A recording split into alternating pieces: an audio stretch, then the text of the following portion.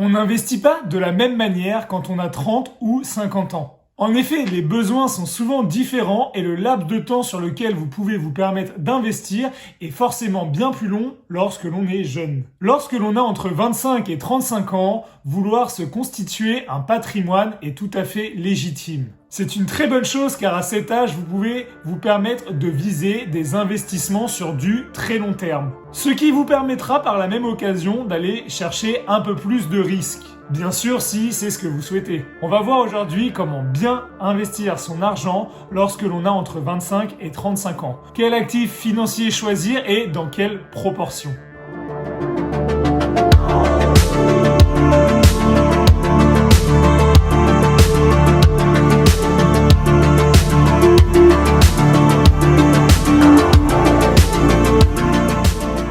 Ne fais surtout pas cette erreur de laisser dormir ton argent sur un livret A ou un LDD. Surtout qu'avec l'inflation actuelle, les rendements de ces livrets sont négatifs. En réalité, tu perds ton argent.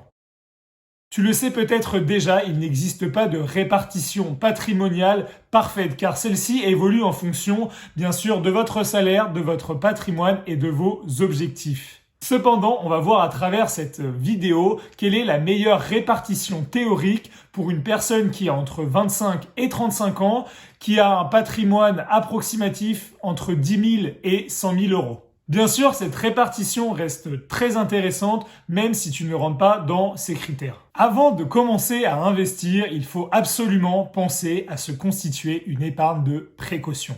Celle-ci vous permettra de pouvoir faire face aux imprévus de la vie quotidienne. Par exemple, demain, vous allez avoir un accident de voiture. Je vous le souhaite pas, mais au moins, vous aurez un peu d'argent de côté pour pouvoir réparer votre voiture.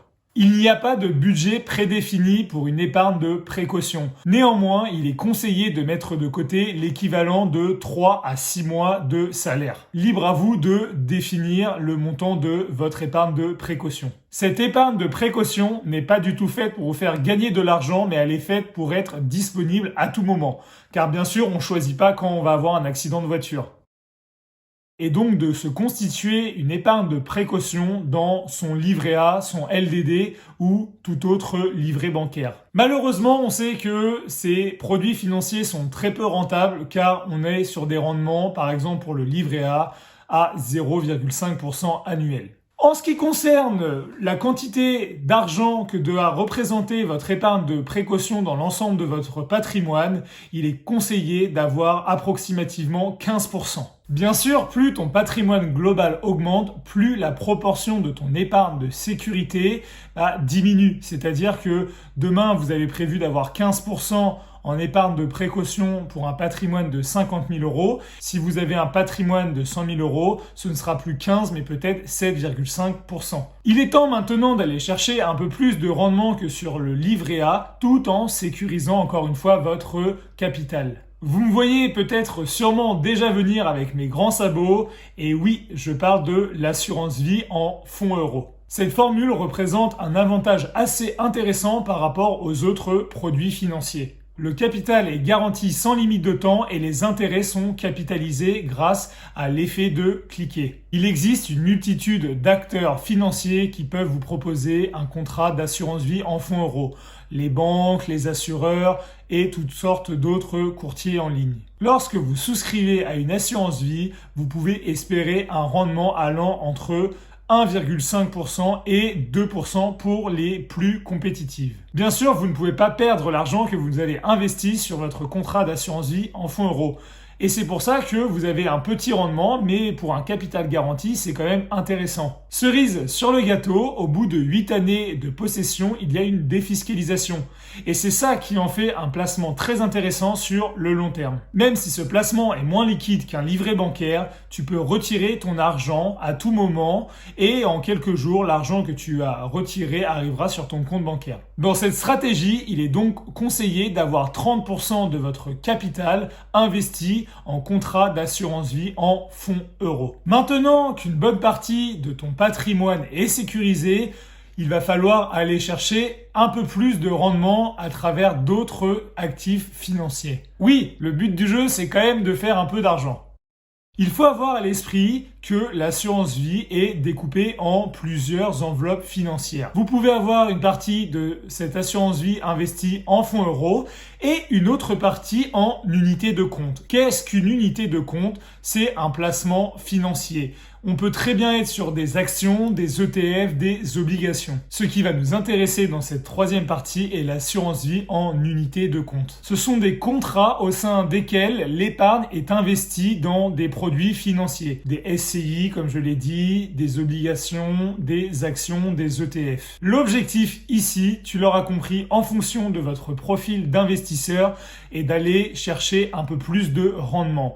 Bien sûr, qui dit plus de rendement dit plus de risque. En fonction des différents contrats d'assurance vie que tu pourras trouver sur le marché, tu pourras choisir entre une gestion libre et une gestion sous mandat. Une gestion libre, c'est toi qui choisis d'investir dans telle ou telle action, obligation, SCPI ou ETF. Alors que la gestion sous mandat, c'est la banque, l'assureur qui va directement choisir dans quel actif financier investir et dans quelle proportion. En gros, tu dis je veux investir 10 000 euros en unité de compte et c'est la banque qui s'occupe de tout. Bien sûr, si tu veux, tu peux aussi ouvrir 2 assurances vie en unité de compte, une gérée par ton banquier et une que tu gères toi-même. Impossible de déterminer précisément le rendement d'une assurance vie en unité de compte car tu l'auras compris, on est soumis au marché financier, aux obligations, aux SCPI. Donc forcément, d'une année sur l'autre, ça va évoluer et on peut jamais prédire précisément le rendement pour l'année prochaine. Néanmoins, en moyenne, on oscille entre 3 et 10% par an, ce qui est quand même très intéressant par rapport au livret A. Plus vous allez investir sur du long terme sur ce genre d'actifs financiers, plus vous avez de chances d'être gagnant et d'avoir un très bon rendement. Et du coup, c'est pour cette raison que dans cette stratégie, on vous propose d'allouer 35% de votre patrimoine en assurance vie en unité de compte. On va aller maintenant un peu plus loin en parlant du PEA. Le PEA permet à l'investisseur particulier de pouvoir investir en bourse. On sait que les marchés financiers sur le long terme peuvent rapporter en moyenne 8% par an, ce qui est quand même très intéressant. Et cerise sur le gâteau, le PEA vous permet d'investir en bourse dans un cadre privilégié en termes d'imposition. En gros, au bout de 5 ans de détention de ton PEA, tu ne vas pas payer 30% d'imposition, mais seulement 17,2%. En réalité, sur le long terme, ça fait une énorme différence. On pense, et à tort, qu'il faut une excellente culture financière, qu'il faut passer des heures et des heures à analyser les bonnes actions pour pouvoir déjà ne pas perdre d'argent et peut-être éventuellement en gagner. C'est totalement une légende. Il existe énormément de stratégies passives et simplissimes pour investir et réussir à gagner de l'argent en bourse. Certains prônent les actions à dividendes, tandis que d'autres prônent les ETF. À vous de vous intéresser à ces stratégies et bien sûr de choisir celle qui est la plus adaptée par rapport à votre profil. Honnêtement, si tu es novice et que tu souhaites investir passivement dans la bourse, il y a de fortes chances que l'investissement en ETF soit la solution la plus intéressante. Si c'est un domaine qui n'est pas très clair pour toi, je t'invite à regarder la vidéo qui s'affiche juste en haut. Je t'explique ce qu'est un ETF et comment ça fonctionne. Comme je l'ai dit, le rendement moyen boursier sur le long terme est de 8% par an. Toujours dans cette dynamique de diversifier et de dynamiser votre patrimoine, il est conseillé dans cette stratégie d'allouer 20% de votre patrimoine dans un PEA.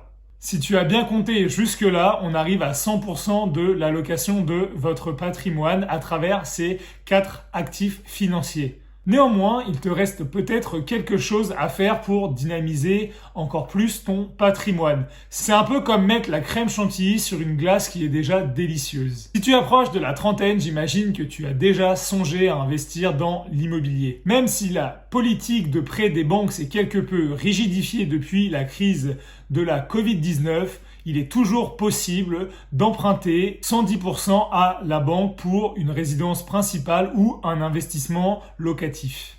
C'est ce qui te permet de ne pas dépenser de l'argent pour pouvoir investir dans l'immobilier.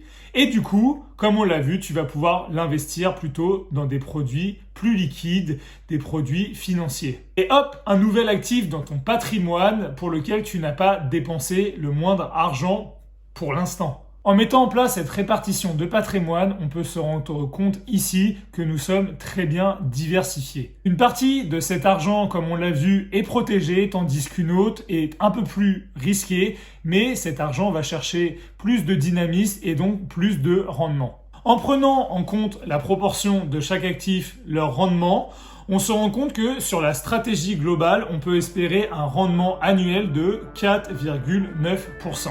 Voilà, j'espère que la vidéo t'a plu. N'hésite pas à t'abonner à la chaîne Éducation Financière, je sors une vidéo tous les samedis matins. Si toi, tu as décidé de mettre en place une autre stratégie patrimoniale, n'hésite pas à me le faire savoir dans les commentaires. Il est temps pour moi de te laisser avec la prochaine vidéo qui s'affiche. Et en attendant, je te souhaite une excellente journée. Salut!